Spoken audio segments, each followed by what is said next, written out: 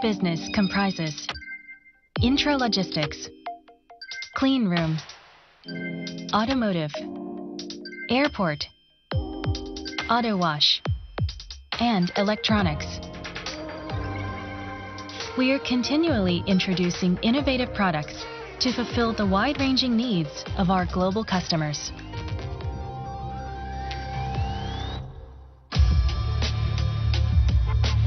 Intralogistics. We provide solutions to address a broad range of customer needs in manufacturing, including the food, pharmaceutical, and chemical industries, as well as in distribution, such as retail, wholesale, e-commerce, transportation, and warehousing. We operate not only in Japan, but also in North America, Asia, and Europe, building state-of-the-art systems in each region.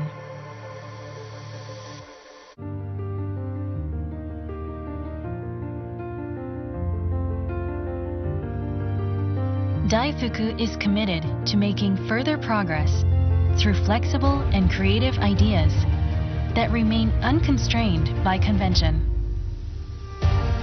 We strive to inspire society, deliver prosperity, and enhance well-being through our core competence, automated material handling technology. Automation that inspires. We are DAIFUKU.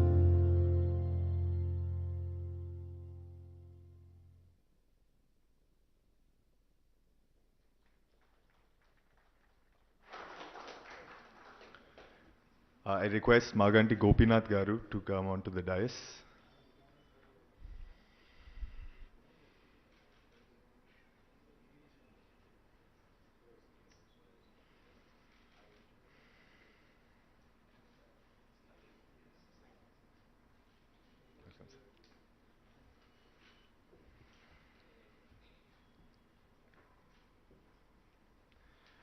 We will now be moving on to the event we have all gathered here for, the MoU signing ceremony between the Government of Telangana and DAIFUKU.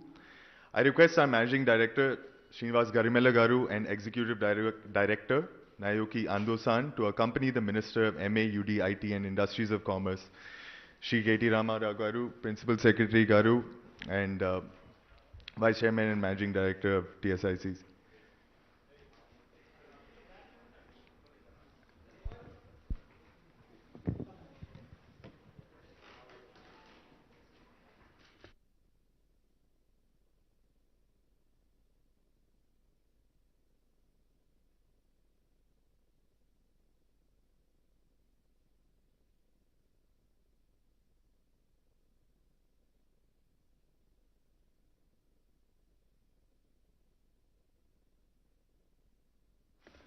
Request Vishnuvardhan Reddy Garu to join the dais for the MoU exchange.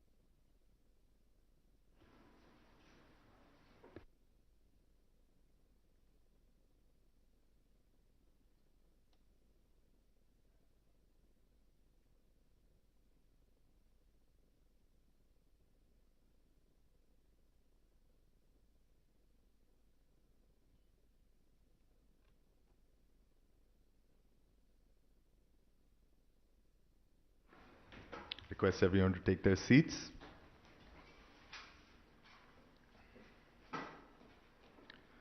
We will now be presenting mementos of our appreciation. I request Srinivas Garu to present KT Ramarao Garu with a memento.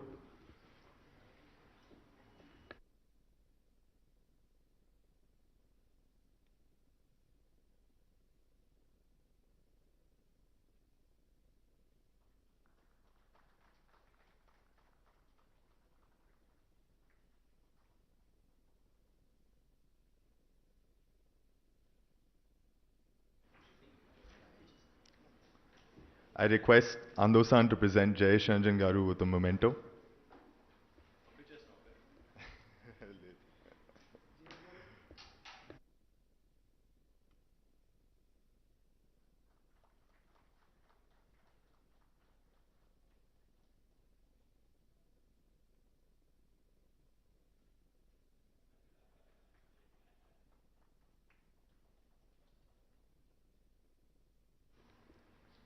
I request Rudra Garu to present Narsimha Reddy Garu with a memento.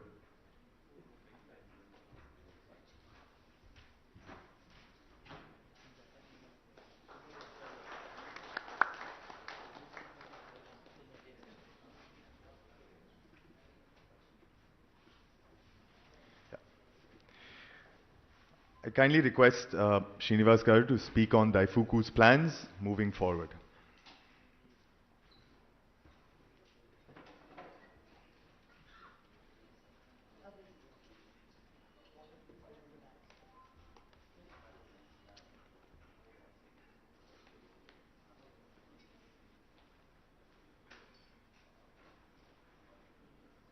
Please excuse me for a minute before I start off with drinking water.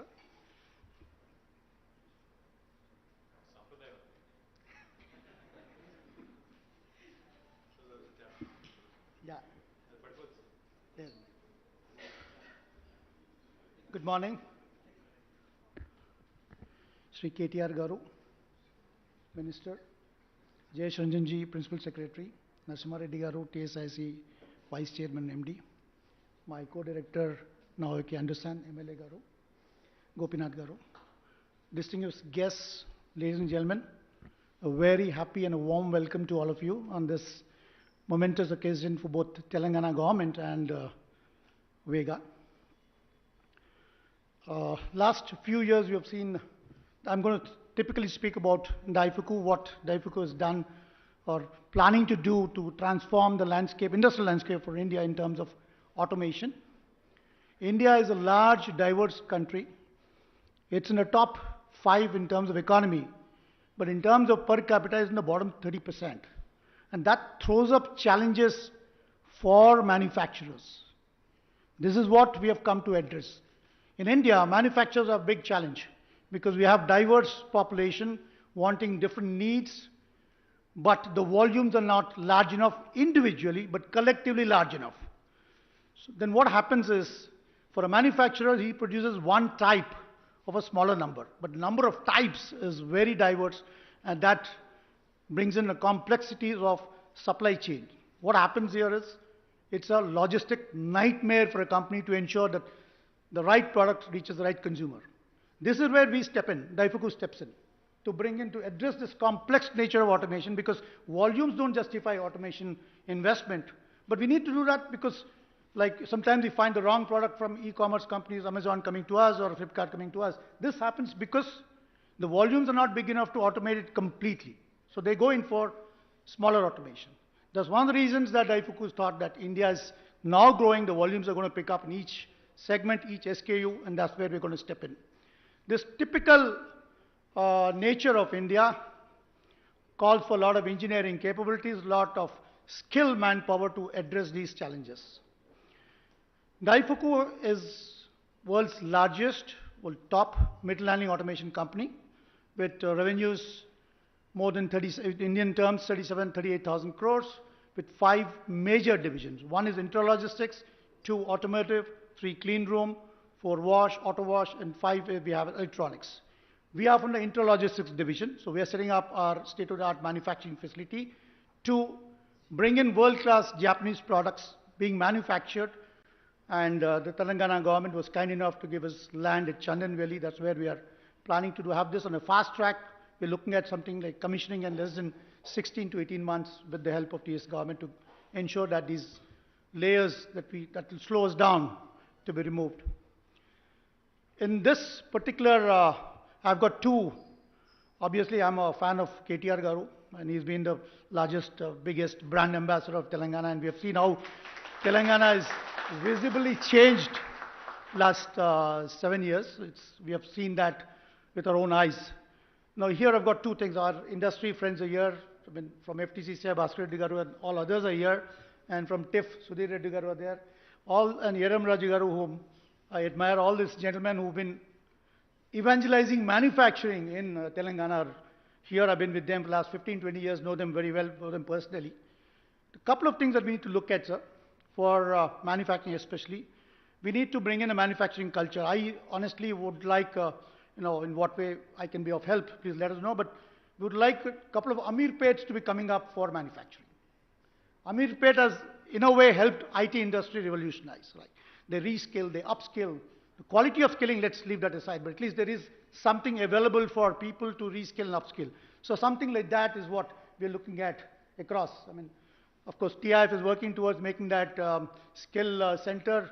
FTCC has already signed with Bhaskar Reddy last year, signed for a skill center. With these skill centers coming up, is something that we need to have pockets of these skill centers all over Telangana. So that I'm talking about Ameerpets all over Telangana. That will transform because manufacturing is going to generate the jobs that we want. Sorry for using this for evangelizing manufacturing, sir. That's because I want manufacturing to pick up. The second thing that I was talking about, I'll just give a little genesis about Vega, how we evolved.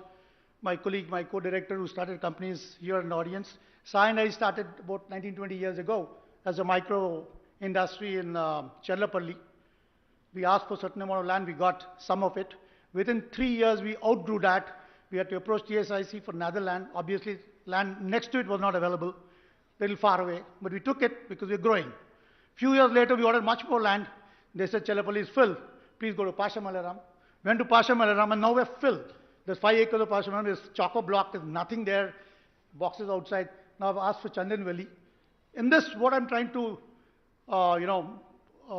wish from the minister is, perhaps a policy needs to come out where people, when they grow, they don't have to get out of the industrial estate. Because what happens is the ecosystem arbitrage or the landscape arbitrage is lost. So this is just a request, and whichever way we can be of help, we'd love to help the Telangana government to work towards that. On that note, I again thank TS government for actually making it on fast track. Minister Garu took it on a fast track. I didn't expect this even to happen in such a short time. And a big round of applause to that. Jayesh Ranjan Garu, his first meeting with me was in his car. He couldn't find time, so we just hopped into a car. We got captive Jason. He's so busy, man, you just can't get him. We got him in a car for 45 minutes journey, and then that was good. Luckily, there was no phone calls, barring just 1-2 minutes call. And he cut all the layers for me to come to this stage quickly. So I thank him for that. Narasimha Reddy Garu, he gave the land I wanted in the initial. He showed me all over the place. He showed me Lingampalli, he showed me Sultanpur, he showed me Chandan Valley, and we preferred Chandan Valley because it was already evolved and developed. So we took that land, and he was kind enough to give it immediately. So on that note, I thank the distinguished guests for coming such short notice. I just gave 2 days notice, and for honoring me and for gracing the occasion. Thank you so much.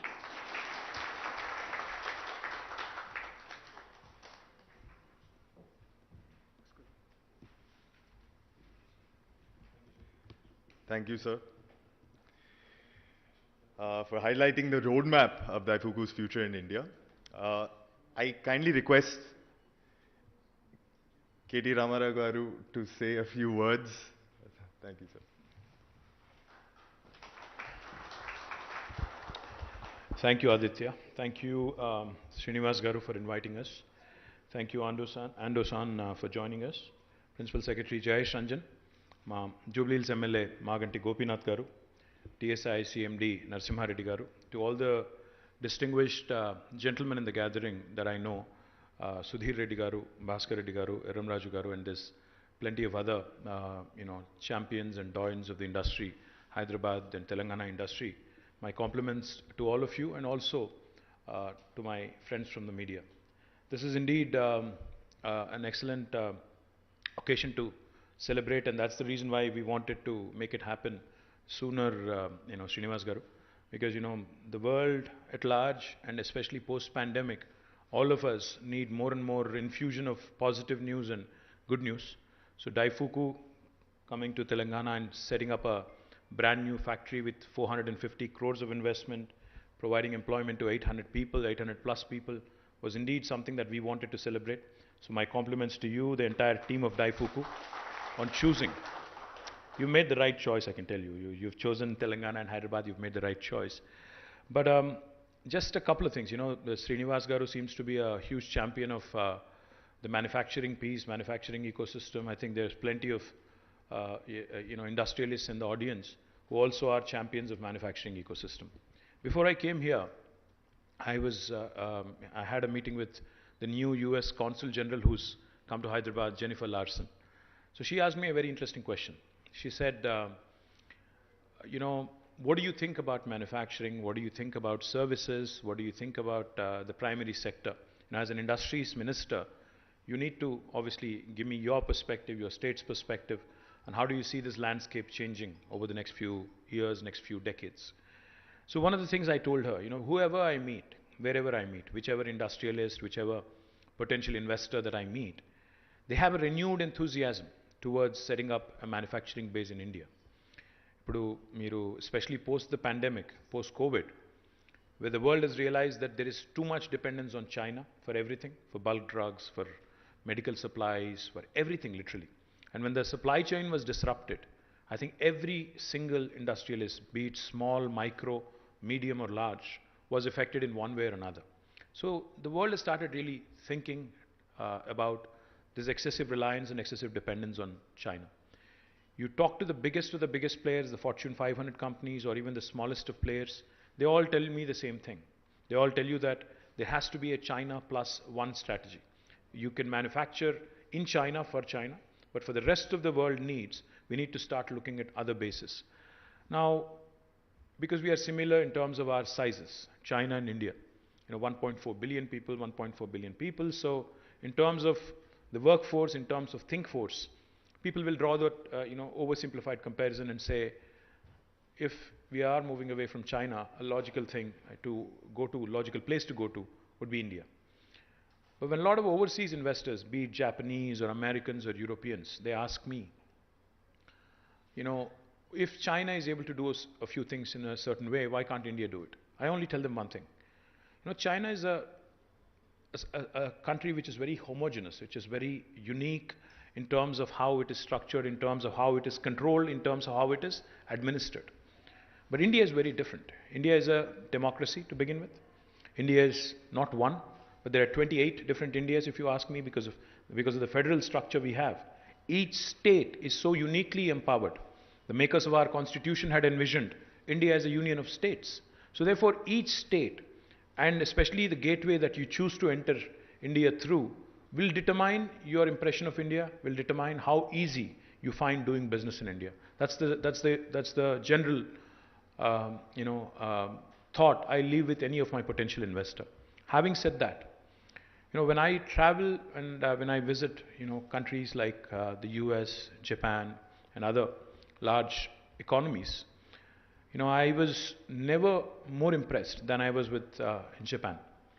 When I was in Japan, and going back to what Srinivas Garu was saying, one of the things that struck me, besides everything that is nice about Japan, the clean streets, the beautiful landscape, etc., etc., the one thing that stood out in my memory, we had a meeting scheduled with the chairman of Suzuki, Osamu Suzuki-san.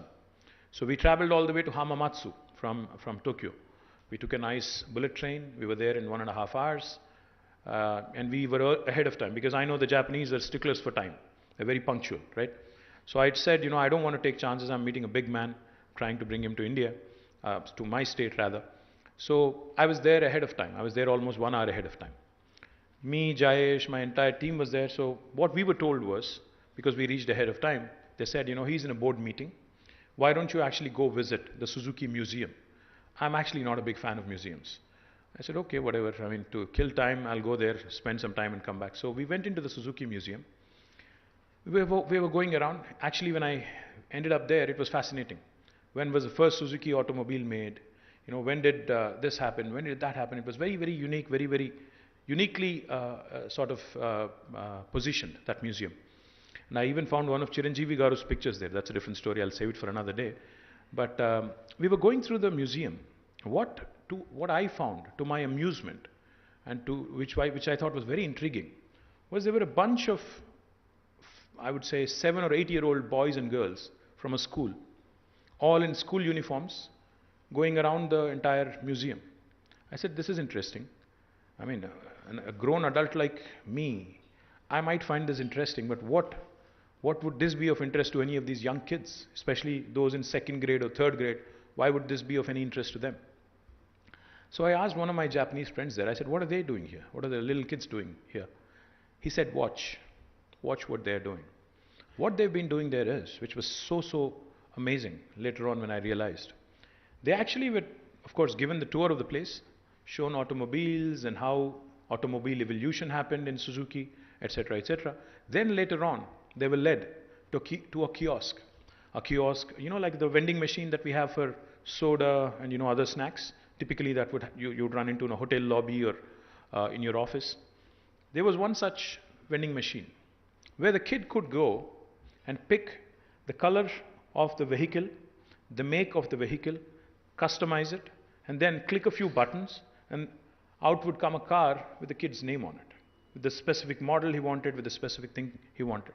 I said, so what is the lesson you're trying to impart to these kids here? He said, my Japanese friend said, design thinking, engineering from a very early age. We need to tell our kids that manufacturing really holds the key to the growth of the world, to the expansion of your thinking, and to the expansion of your abilities, because the world cannot do without, we are all seated on furniture here. I'm speaking in a mic. Each of this is manufactured somewhere in the world. Each of this is designed in a certain way.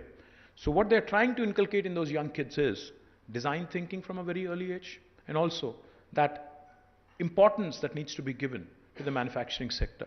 Each of us, when we go back home, or even if you look around here, there's plenty of Japanese products, there's plenty of Korean products in your living room. Please go back and, when you go back home today, please look around. There is a Sony television, there is a Panasonic air conditioner, there is a Toyota vehicle possibly you're running, or a Honda, there is a Samsung phone that you may be using, there is a LG refrigerator possibly in your home. The point I'm trying to make is, what I admire about a country like Japan, and companies like DAIFUKU, is the amazing tenacity, the amazing resilience they've shown over the last few decades. Remember, Japan was the only nation in the world which had experienced the most tragic and most devastating atomic explosion, Hiroshima and Nagasaki. In spite of that, despite earthquakes, despite tsunamis, despite natural contours which are against, all the forces of nature are stacked up against them. But it's the human intellect, it's the brain that the Japanese have invested in.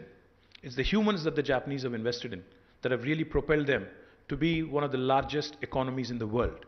In spite of having a very small population, with all the forces of nature stacked up against them, with even incidents like the Hiroshima-Nagasaki explosion, yet the Japanese today continue to rule the roost, continue to be a dominant force economically compared to the West and compared to Asia as well. Same applies to Korea. So the one thought, when Srinivas Garu says, we need to focus on manufacturing. Yes, we need to focus on manufacturing. But what I told the US Consul General is, we need to pick up the best elements from different parts of the world. India cannot, and India does not have the latitude. India does not have the luxury to grow at its own pace. You cannot miss this opportunity. You have to seize this opportunity. We are uniquely positioned now where the world is looking at different manufacturing, the world is looking at alternate manufacturing locations outside of China. If India has to latch on to this, we have to do what the US has done in the last 30 years in a span of next 10 years. We have to do what China has done in the last 25 years in the span of next 10 years. So we don't have the opportunity, or we don't really have the luxury of leapfrogging. We have to pole vault. We have to jump a few hoops. We have to cover a few bases, and we have to focus on not just high-tech manufacturing or advanced manufacturing or smart manufacturing. We have to focus on basic manufacturing. We have to ensure we also get the efficient, smart manufacturing which is coming out as part of Industry 4.0, Industrial Revolution 4.0. And we also have to ensure that we instill and inculcate design thinking at the school curriculum level, at a very young age, at a school curriculum level, at basic education level, and most importantly, even in the vocational training institutes that we have, the polytechniques, the ITIs, etc., etc.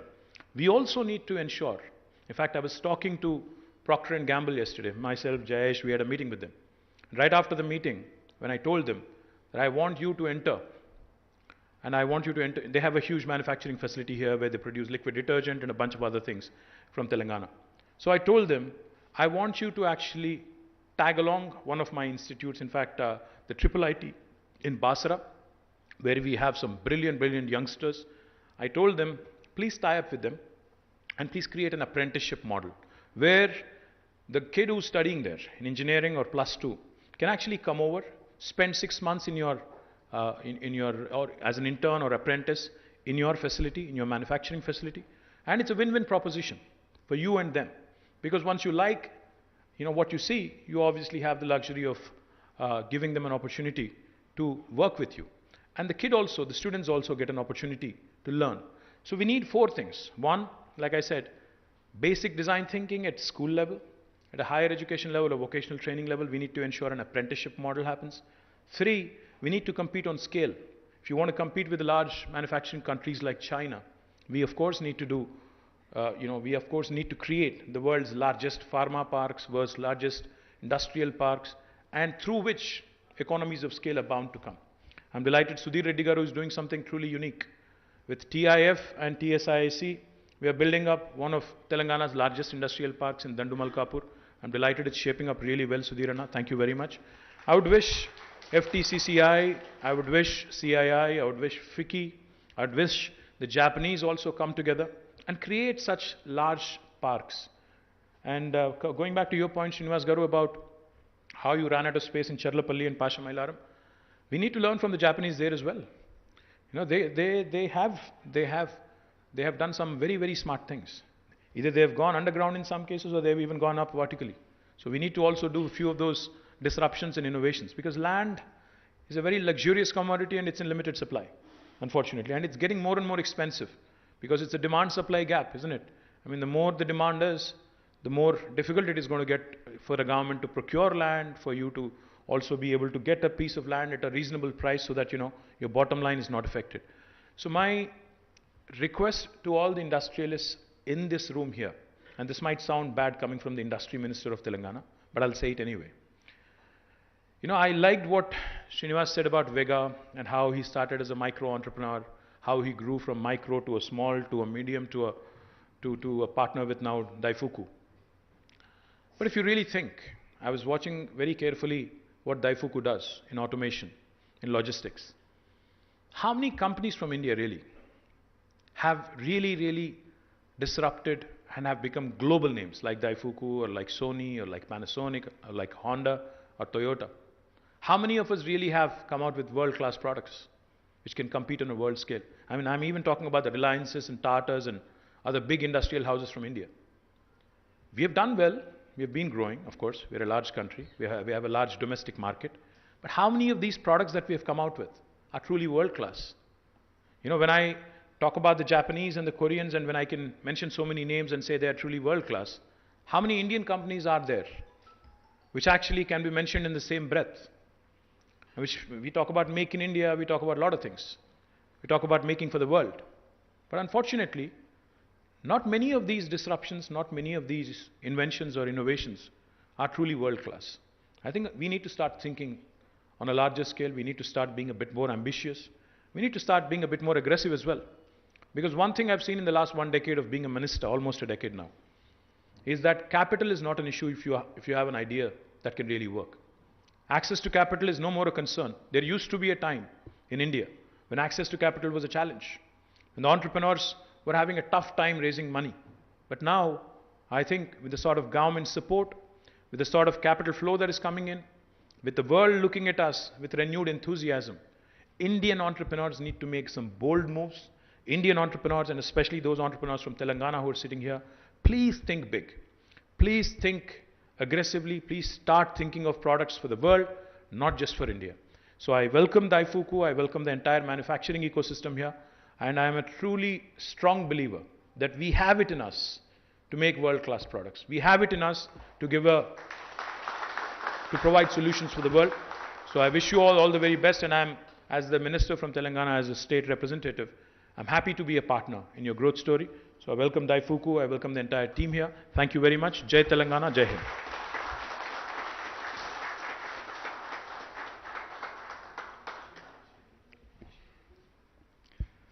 Sir, thank you for your kind and motivating words. We deeply appreciate your vision and conviction in taking our state to new heights. Thank you very much, sir.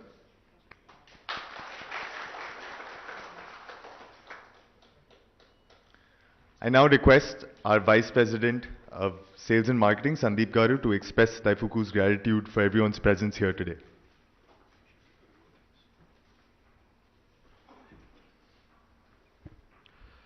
Good morning, everyone. I, Sandeep Chakravarti, the Vice President, Sales and Marketing, would like to thank the Honorable Minister for Municipal Administration, Urban Development, Industries and Commerce and Information Technology, Government of Telangana, Shri KT Ramarao Garu, Principal Secretary of Industries, Commerce and Information Technology, Government of Telangana, Shri Jayesh Ranjan Garu, Vice Chairman and Managing Director, TSIIC, Government of Telangana, Shri Narasimha Reddy Garu, officials from the Government of Telangana, friends from the print and electronic media, suppliers and our vendor partners, members of the DAIFUKU family, for gracing this momentous occasion with your kind presence.